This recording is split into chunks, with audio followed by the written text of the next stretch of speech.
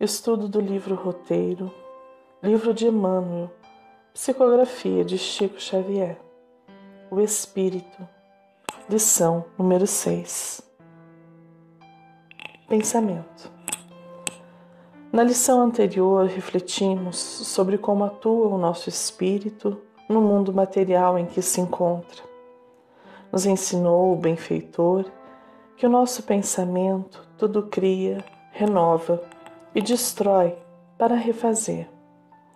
A energia mental é o fermento vivo que improvisa, altera, constringe, alarga, assimila, desassimila, integra, pulveriza ou recompõe a matéria em todas as dimensões. Somos convidados agora a adentrar em um campo de grande importância. Eis que trata-se de matéria, não obstante ser sutil, invisível aos olhos humanos, mas ainda assim matéria. Adentraremos assim nesta busca de aprofundar nossos conhecimentos sobre o tema da lição, sem nos esquecermos que é o pensamento que age diretamente no perispírito. Vejamos como Emmanuel começa a lição. Como será o tecido sutil da espiritual roupagem que o homem envergará sem o corpo de carne, além da morte? Tão arrojada é a tentativa de transmitir informes sobre a questão aos companheiros encarnados, quão difícil se faria esclarecer a lagarta com respeito ao que será ela depois de vencer a inércia da crisálida. Colado ao chão ou à folhagem, arrastando-se pesadamente, o inseto não desconfia que transporta consigo os germes das próprias asas. Crisálida. Novamente a metáfora da crisálida, a nos lembrar que estar encarnado é um momento de grande limitação para o espírito e que nossos sentidos estão limitados à nossa condição atual, inclusive do nível vibratório do nosso planeta, que é um lugar de provas e expiações. Alcione, livro Renúncia. Para compreendermos isso com maior clareza, socorremos-nos de um diálogo do livro Renúncia entre Antênio e Alcione, que apresentava requerimento para reencarnar na Terra e era advertida do grande risco que isto representava. Já ponderaste nos obstáculos imensos. Lembra que o próprio Jesus, penetrando na região terrena, foi compelido a se aniquilar em sacrifícios pungentes. Recorda que as leis planetárias não afetam somente os espíritos em aprendizado ou reparação, mas também os missionários da mais elevada estirpe. Experimentarás igualmente o ouvido transitório, e embora não tanto agravados em virtude das tuas conquistas, sentirás o mesmo desejo de compreensão e a mesma sede de afeto que palpitam nos outros mortais. Para esclarecimento desses problemas, minha querida, o Mestre deixou à comunidade dos discípulos profundos ensinamentos no Evangelho. O mundo, representado por maus sacerdotes e falsos doutores, buscou tentar a própria carne. Sabemos que Pólux parte com deveres de suma importância em função da coletividade. E tu te sentes preparada para neutralizar a poderosa lei da atração das almas? Não o digo no sentido de preocupações subalternas, mas ponderando a grandeza dos teus sentimentos afetivos em relação à grandeza mais sublime das obrigações assumidas para com Deus. Terás ânimo para lhe ouvir no mundo os rogos amorosos, mantendo no seu posto incólume e sobranceira a solidão de si mesmo?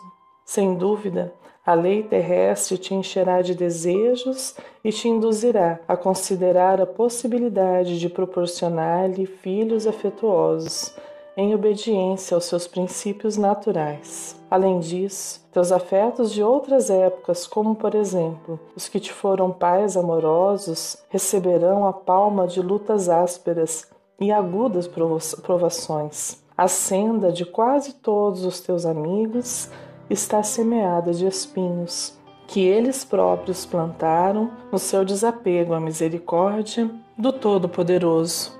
Sente-se bastante forte para assumir tão grave compromisso? Conheço numerosos irmãos que, depois de pedirem missões arriscadas como esta, voltaram onerados de 1000 problemas a resolver, retardando assim preciosas aquisições. Trecho do livro Renúncia, de Emmanuel. Asas para voar. Alcione já era uma borboleta e, por amor, rogava retornar à condição de lagarta, restringindo sua condição espiritual com grande risco para si mesma. E nós, que ainda transitamos ao lado dos que rastejam o lodo de suas e nossas imperfeições, precisamos compreender estes ensinamentos não apenas para conhecer outras realidades, mas para almejá-las. Mas poderá a alma esquecer de si mesma? Será que dormitava em Alcione a sua condição espiritual, não obstante estar encarnada em um planeta que já não lhe pertencia? Prosseguindo com a lição, entenderemos isso. Vejamos mais um trecho. O perispírito é, ainda, corpo-organização, que, representando o molde fundamental da existência para o homem, subsiste além do sepulcro, de conformidade com o seu peso específico, formado por substâncias químicas que transcendem a séria estequiogenética, conhecida até agora pela ciência terrena, é a aparelhagem de matéria rarefeita, alterando-se de acordo com o padrão vibratório do campo interno. Perispírito. Formado por algo que ainda desconhecemos, este corpo do espírito mantém o padrão vibratório do campo interno. Assim, quanto mais elevado o espírito, quanto mais harmônico o seu espírito com as leis divinas, mais isto irá refletir em seu perispírito e em seu corpo quando encarnar. Kardec nos auxilia a compreender. Perispírito, de peri, em redor, e espíritus, espírito, envoltório semimaterial do espírito depois de sua separação do corpo. O espírito adquire no mundo em que se acha e muda-o ao passar a um outro mundo. É mais ou menos sutil ou grosseiro, conforme a natureza de cada globo. O perispírito pode tomar todas as formas, à vontade do espírito. De ordinário afeta a imagem que tinha em sua última existência corpórea. Posto que de natureza etérea, a substância do perispírito é suscetível de certas modificações que a tornam perceptível aos nossos olhos. É o que se dá nas aparições. Pode até, por sua união com o fluido de certas pessoas, tornar-se temporariamente tangível, isto é, oferecer ao tato a resistência de um corpo sólido, como se tem visto nas aparições estereotipas ou palpáveis. A natureza íntima do perispírito é ainda desconhecida. Poderia, porém, supor-se que a matéria dos corpos é composta de uma parte sólida e grosseira e de uma parte sutil, etérea, que somente a primeira sofra a decomposição produzida pela morte, ao passo que a segunda persista e acompanhe o espírito. Assim, o espírito teria um duplo envoltório. A morte apenas o despojaria do mais grosseiro. O segundo, que constitui o perispírito, conservaria a marca e a forma do primeiro, do qual é uma espécie de sombra. Mas sua natureza essencialmente vaporosa permitiria que o espírito lhe modificasse a forma à vontade e a tornasse visível ou invisível, palpável ou impalpável. O perispírito é para o espírito aquilo que o perisperma é para o germe do fruto. Despojado do seu invólucro lenhoso, a amêndoa encerra o germe do envoltório delicado do perisperma. Livro Instruções Práticas sobre as Manifestações Espíritas, Vocabulário Espírita, Allan Kardec. Sigamos com o livro roteiro. Organismo delicado, extremo poder plástico, modifica-se sob o comando do pensamento. É necessário, porém, acentuar que o poder apenas existe onde prevaleçam a agilidade e a habilitação, que que só a experiência consegue conferir. Nas mentes primitivas, ignorantes e ociosas, semelhante vestidura se caracteriza pela feição pastosa, verdadeira continuação do corpo físico, ainda animalizado ou enfermiço. Quão importante é o pensamento? Oculto de todos? Não. Não de si mesmo, nem de Deus, nem dos que já conseguem olhar além do que a matéria produz. Reuniões espíritas já receberam espíritos apresentando-se em seu corpo espiritual, aliando-se aos fluidos dos encarnados, tornando-se visível e muitas vezes até sensível ao toque. Diante destes conceitos e revelações, pergunta-se em reflexão: o que pensamos? Agora, há uma hora atrás, no dia anterior, para onde nosso pensamento nos conduziu? O que ele criou, destruiu, refez? Entendemos a relevância disto em nossa vida cotidiana e compreendemos que estamos hoje preparando a nossa próxima vida? Recordemos o Salmo 139, versículo 23. Sonda-me, ó Deus, e conhece o meu coração. Prova-me e conhece os meus pensamentos. Sigamos com a lição. O progresso mental é o grande doador de renovação ao equipamento do espírito em qualquer plano de evolução. Em lição anterior, Emmanuel pergunta quanto tempo despenderá a sabedoria celeste na estruturação do organismo da alma. Certamente não temos a resposta, mas podemos entender o processo para auxiliarmos, ou ao menos não atrapalharmos esta estruturação do organismo da alma. Assim, vemos que nossas encarnações, nossos estágios na matéria estão auxiliando na renovação do espírito, contribuindo em sua trajetória evolutiva ou não. O bom ou o mau uso destas potencialidades permitirão que avancemos ou não. A matéria não nos define, mas a forma como atuamos quando encarnados atua diretamente no caminho evolutivo que nosso espírito está traçando. Recordemos da evolução do espírito.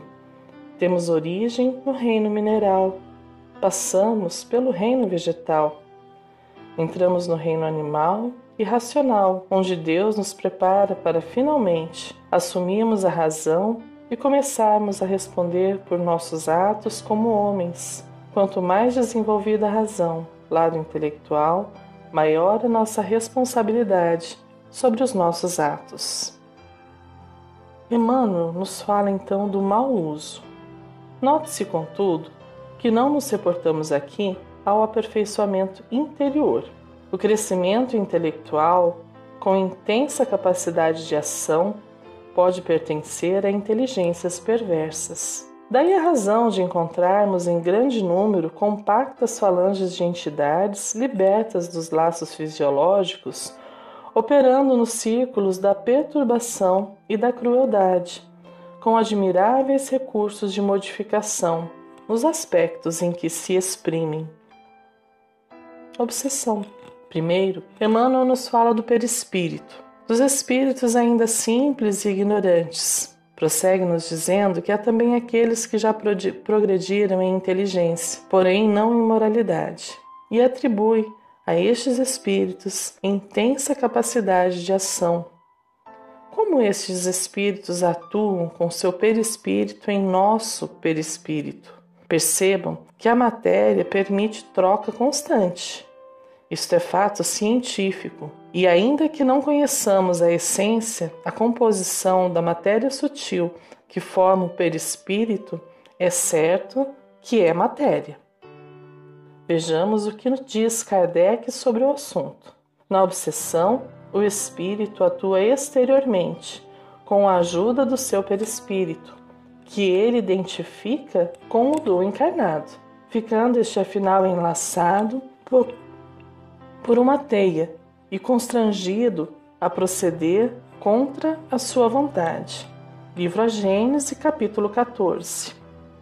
Também na Revista Espírita, Kardec nos diz que a obsessão jamais se dá senão pelos espíritos inferiores.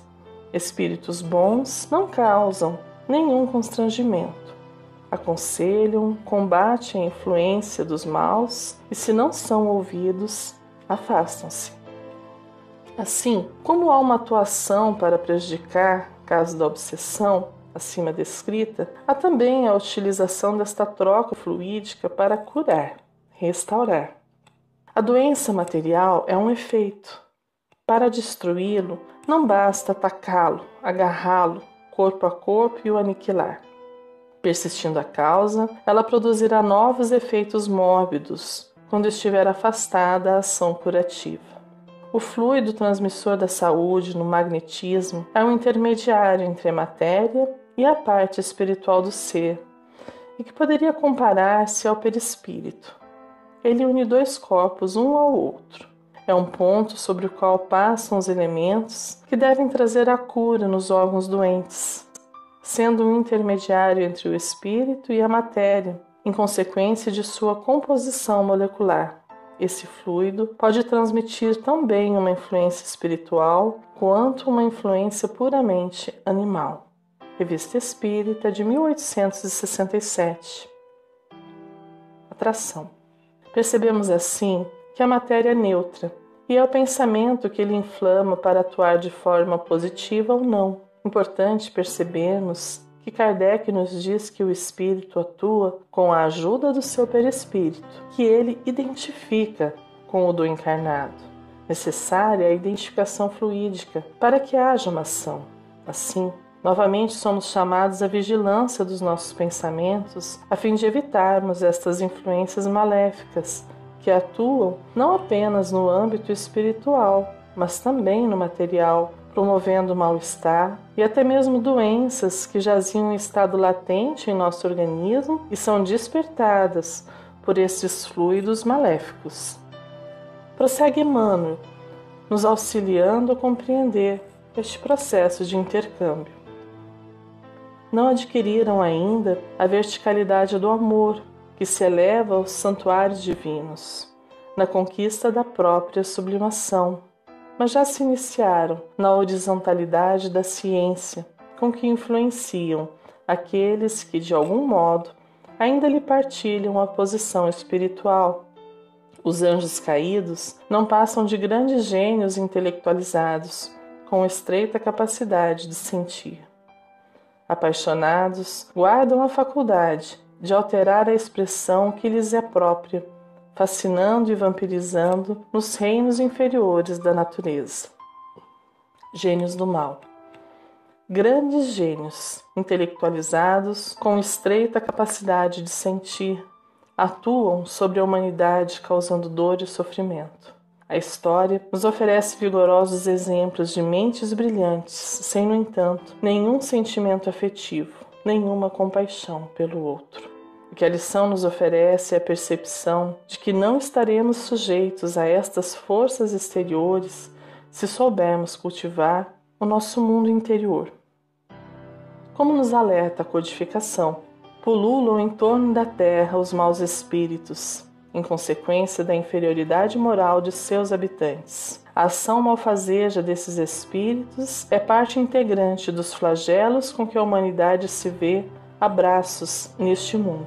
A obsessão, que é um dos efeitos de semelhante ação, como as enfermidades e todas as atribulações da vida, deve, pois, ser considerado como provação ou expiação e aceita com esse caráter.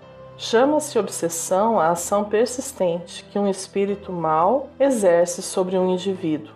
Apresenta caracteres muito diferentes, que vão desde a simples influência moral, sem perceptíveis sinais exteriores, até a perturbação completa do organismo e das faculdades mentais. Ela oblitera todas as faculdades mediúnicas.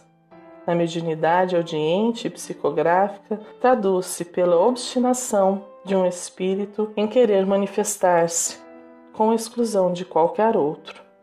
Assim como as enfermidades resultam das imperfeições físicas, que tornam o corpo acessível a perniciosas influências exteriores, A obsessão decorre sempre de uma imperfeição moral, que dá ascendência a um espírito mau. A uma causa física, opõe-se uma força física. A uma causa moral, preciso se contrapõe a uma força moral. Para preservá-lo da enfermidade, fortifica-se o corpo. Para garanti-la contra a obsessão, tem-se que fortalecer a alma.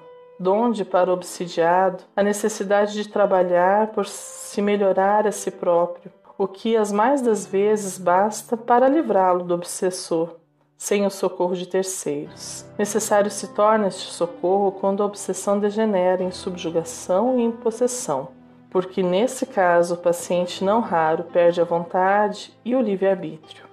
Nos casos de obsessão grave, o obsidiado fica como que envolto e impregnado de um fluido pernicioso que neutraliza a ação dos fluidos salutares e os repele. É daquele fluido que importa desembaraçá-lo. Ora, um fluido mau não pode ser eliminado por outro igualmente mau, por meio de ação idêntica à do médium curador. Nos casos de enfermidade, preciso se faz expelir um fluido mau, com o auxílio de um fluido melhor. Em todos os casos de obsessão, a prece é o mais poderoso meio de que se dispõe para demover de seus propósitos maléficos o obsessor. Prece. Compreendemos a natureza destas forças que atuam ao nosso redor, nos permite adquirir não apenas conhecimento, mas a fé raciocinada que conhece o mundo material e espiritual e reconhece na prece o verdadeiro lenitivo para revigorar as forças e prosseguir em frente, não obstante as lutas e sacrifícios. Assim encerra o benfeitor a lição. Entretanto, nada foge à transformação e tudo se ajusta, dentro do universo, para o geral aproveitamento da vida. A ignorância dormente é acordada e aguilhoada pela ignorância desperta. A bondade incipiente é estimulada pela bondade maior. O perispírito, quanto à forma somática, obedece às leis de gravidade, no plano a que se afina. Nossos impulsos, emoções, paixões e virtudes nele se expressam fielmente. Por isso mesmo, durante séculos e séculos, nos demoraremos nas esferas da luta carnal, ou nas regiões que lhes são fronteiriças, purificando a nossa indumentária e embelezando-a, a fim de preparar, segundo o ensinamento de Jesus, a nossa veste nupcial para o banquete do serviço divino. O que buscamos?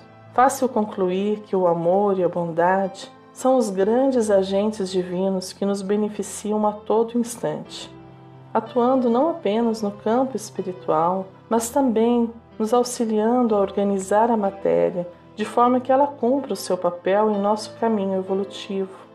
Devemos buscá-los, o amor e a bondade. Eis que o Mestre nos disse: pedi e dar-se-vos-á, buscai e achareis. Evangelho de Lucas, capítulo 11, versículo 9. Encerramento com Emmanuel. 3 imperativos. Eu vos digo a vós: pedi e dar-se-vos-á, buscai e achareis, batei e abrir-se-vos-á. Jesus, Evangelho de Lucas, capítulo 11, versículo 9. Pedi, buscai, batei.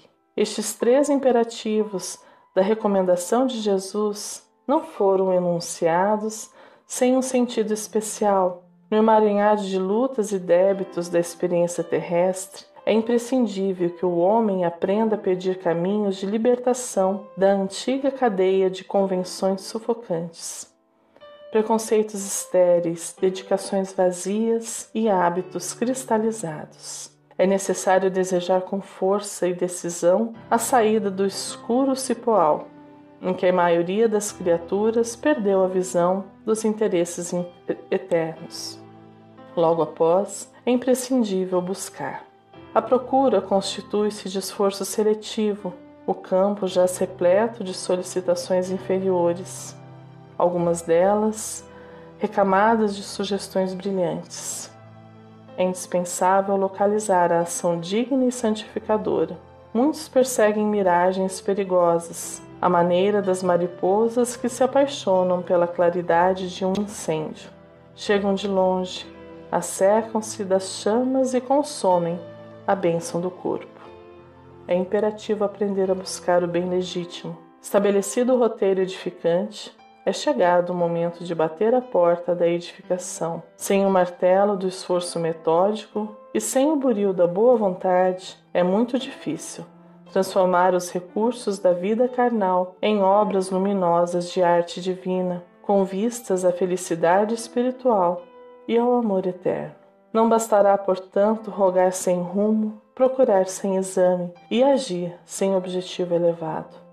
Peçamos ao Senhor nossa libertação da animalidade primitivista. Busquemos a espiritualidade sublime e trabalhemos por nossa localização dentro dela, a fim de converter-nos em fiéis instrumentos da divina vontade. Pedi, buscai, batei. Esta trilogia de Jesus reveste-se de especial significação para os aprendizes do Evangelho em todos os tempos. Livro Pão Nosso, de Emmanuel. Um fraterno abraço e até o próximo estudo.